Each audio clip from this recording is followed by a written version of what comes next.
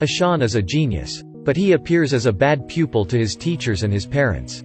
Every day, he shows up at his home in a messy look, as if he soaked himself in swam. He even coils the test marked low score and throws for the dog to play. He eats with dirty hands, never obeys his mother, fights with children in his neighborhood. These kids' parents even get familiar with Ishaan's parents. But Ishaan's brother is entirely different from him. He always ranks first in his class. In class, Ishaan unconsciously stares at the puddle. The teacher tells him to read English literature. But he couldn't.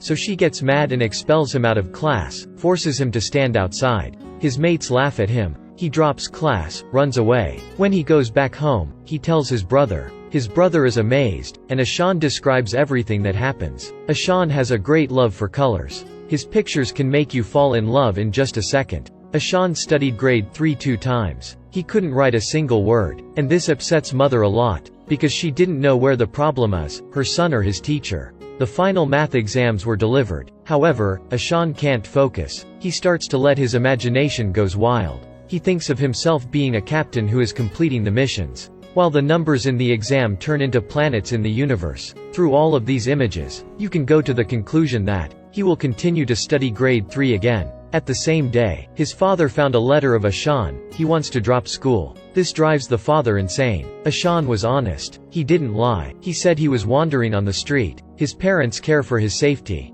but they have never asked why Ishaan insists on avoiding study. After a few exchanges with the teacher at school, they realize Ishaan has never brought his exams or tests home. His scores remain 0. The president assumes Ishaan has trouble with intelligence. He suggests they send him to a special school. This really confuses his parents. The father starts to blame the teachers. In a class with 60 pupils, who knows if they truly take care of our child? The mother starts her complaint, too. She says she has sacrificed her job because of her children. She even urges them to try harder every day. It just doesn't work. The couple finally blames the school. They decide to let Ishaan goes to a boarding school. Despite him begging and crying, his parents show no mercy. The father believes that Ishaan's imagination is the reason why he doesn't study well. Ishaan was sent to a boarding school. Though the mother wasn't contented, she still left him there. Ishaan does study diligently. It's just that his results aren't as expected. At the boarding school, the eating and sleeping time are put into a strict discipline. No one helps him, so he hides in the bathroom and cries at night.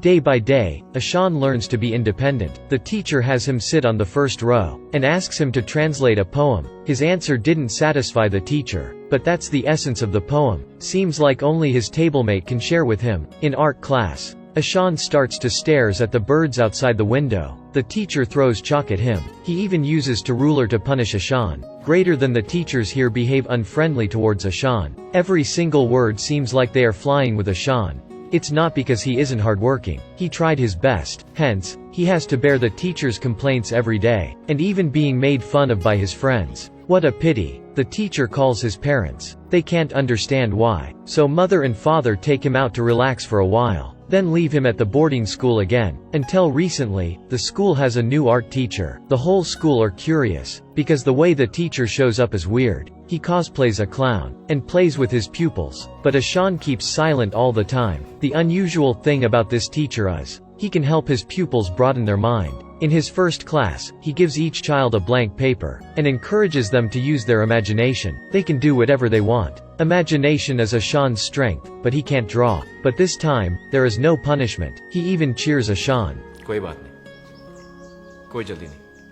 Ishaan is shocked. The teacher finds Ishaan a bit odd. Even when Ishaan calls his parents, he literally can't say in full and complete sentences. He just cries. One day, the art teacher sees Ishaan being punished. He nestles to a corner. At that moment, the teacher decides to learn more about him. He approaches Ishaan's tablemate first. When he checks Ishaan's notebooks, he realizes that Ishaan has reading and writing disorder. So the teacher decides to visit Ishaan's home. Until then, he knows how much Ishaan loves art. Ishaan shows a dreamy way of thinking. The teacher points out these mistakes that Ishaan often makes for his family. But he writes D, while he makes DAB. Ishaan makes mistakes with the same alphabets. That's the common symptom of people who have reading and writing disorder. If you can read, you can explain the meaning. The father was enlightened. He feels ashamed. It turns out that Ishaan has been painfully suffering from this disorder. He can either button or tie the shoelace himself. He can't grab the ball that his brother throws. He can't even do the smallest thing. Ishaan's belief, which was destroyed at the early stage, now gets weaker. Even art, the thing he likes the most, but now he's about to give up. This disorder has nothing to do with IQ. The teachers can tell he's a clever boy when he sees his pictures. He made a decision. He will discover the inner world of Ishaan. He tells his pupils the story of a person who has reading and writing disorder. He says that geniuses like Albert Einstein and Leonardo da Vinci, or Edison, they are all contracted this disorder. He hopes this can comfort Ishaan. He admitted he had this disorder when he was young, too. So he shares deep sympathy with Ishaan. Ishaan is just like his reflect mirror. Finally, Ishaan says something. In his class, the teacher takes the pupils out to a suburb.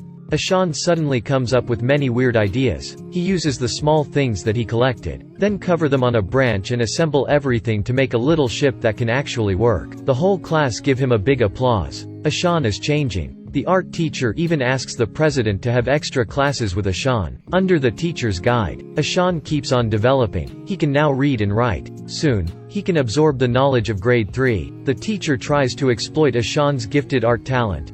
One day, the father comes to see the teacher. He is so embarrassed. He admitted he has never genuinely cared for his son. The father cries when he sees what his son has been dealt with all these times. Ishaan now can button and tie the shoelace on his own. To prove Ishaan's gifted drawing talent, the teacher holds a competition. It's a drawing competition that pupils and teachers can participate. There is an ocean of people at the competition. Time starts. Each person is given a blank and white paper. A painter. Ishaan looks chilling. He hides in a corner and starts his work. The colors are different in the eyes of a genius. Ishaan draws himself sitting on the lakeshore. The teacher draws a laughing Ishaan. After a few discussion of the judges, the winner announced as Ishaan. The audience gives him the loudest applause. The teachers are taken aback too. Ishaan, with the art teacher's support, he saunters towards the stage. The president rewards Ishaan. Afterwards, Ishaan rushes towards the art teacher and hugs him tightly. His talent is finally shown. Still the same thing. There is no bad student, only the lousy teacher. Students are like blank papers, while parents and teachers are the ones who decide what to draw on them, to help them to grow, both mentally and physically. Each child is unique, but they all need protection and sympathy.